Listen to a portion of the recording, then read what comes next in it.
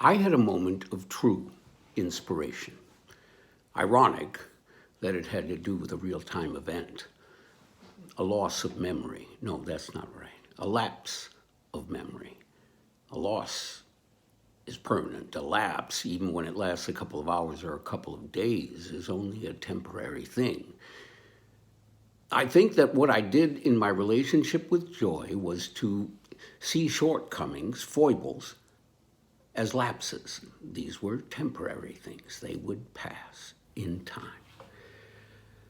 I'm seeing bits of ice floating downstream in the northern spring thaw. The pieces keep floating down the river until a few get jammed together in the narrows. Then more and more pile up until a truly formidable natural dam has been built and the ice and the water pile up behind it, obliterating everything upstream. The dam is made of ice and will melt as the days get warmer and enough water and rushes over it and through it, but much damage is done in the meantime. Things directly upstream will have been changed. That's the part that Joy couldn't seem to see. The person who said "I do" never broke his vow. The circumstances of the earlier years of our togetherness were life-changing. So life-changing that the fellow who emerged on the other side could no longer conceive of that ice dam breaking. It must only grow higher and broader until, eventually, the only way that the stream could flow would be to find another bed or make one. I'm glad that I found the courage to break away from what would almost surely have resulted in both of us being broken beyond repair. It is with a sense of relief that I find my steps guided now more by reason than impulse. Gnawing at the back of my mind is a moment that I suppose could have happened to anyone, but turned into one of those biggest blocks of ice. Mal Seizure is a term with which I had had no experience. We were sitting next to one another on the bed when it began. I've heard sailing described as hours of boredom punctuated by moments of abject terror. If you've ever watched House or ER, you may have some sense of what I'm trying to describe, but neither of those shows was airing in 1982. There was MASH.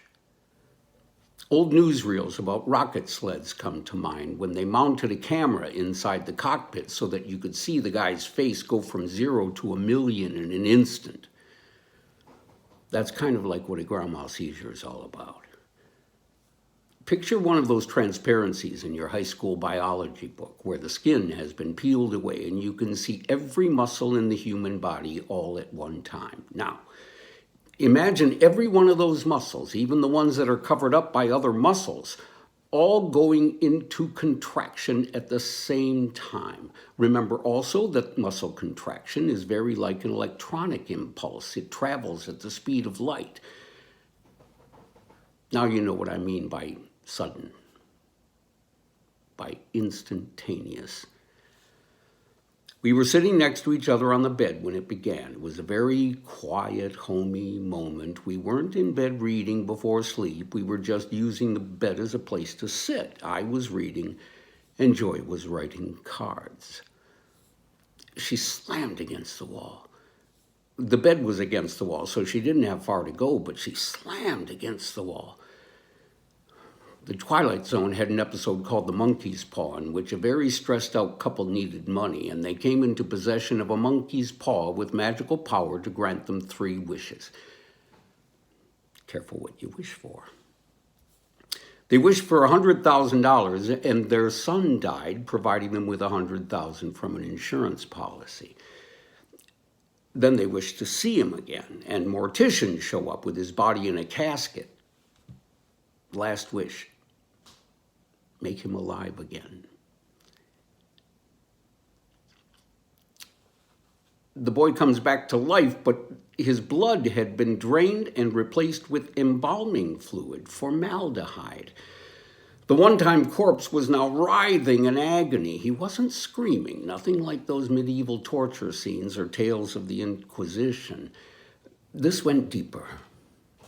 Pain so deep the brain can't even comprehend it, so it shuts itself down. and won't remember any of it after the fact. But the witnesses, they remember. Total contraction, every muscle smacked against the wall, then flailing on the bed that I no longer share because I've jumped to my feet at the onset. Scared the crap out of me. I'm pissed. What the fuck are you doing? Not stopping, not hearing. Hold her arms so she doesn't hurt herself. Her mouth wide open in the silent scream. Her tongue's going back. I've heard of that, never seen it. Can't let her swallow it. Is that possible?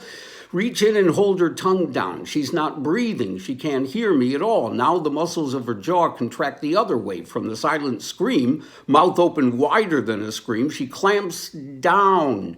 My finger is still in there. She's clamping harder. It feels like the bone is crunching. Can't feel her tongue anymore. Got to get my finger out. Can't.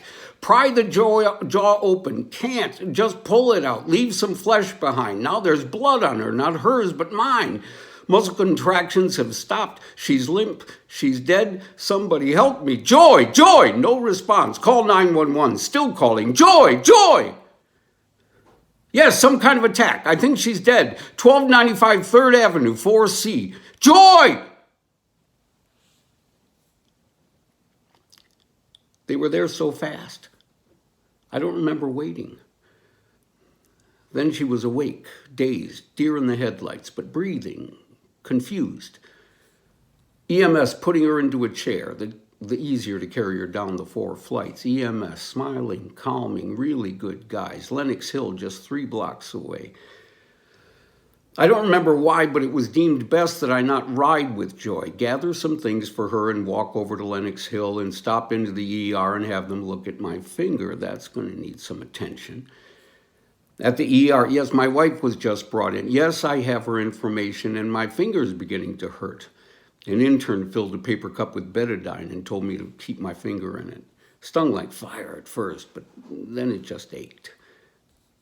Still had my right hand to fill out the paperwork. Doctors laughed a bit about my finger. Won't make that mistake again, will you? We're running some tests on your wife. Everything negative so far. This ever happened before? We may never know the cause. Could just be some sort of freak thing. Joy seems much better. Deer in the headlights looked diminishing. I got the idea that she felt intense relief that this event was not her fault. Shit happens. Wow, that was intense, huh? Much later, I found out that Mal Seizure is a fairly high occurrence symptom of alcoholism. But we hadn't even begun to come to terms with that.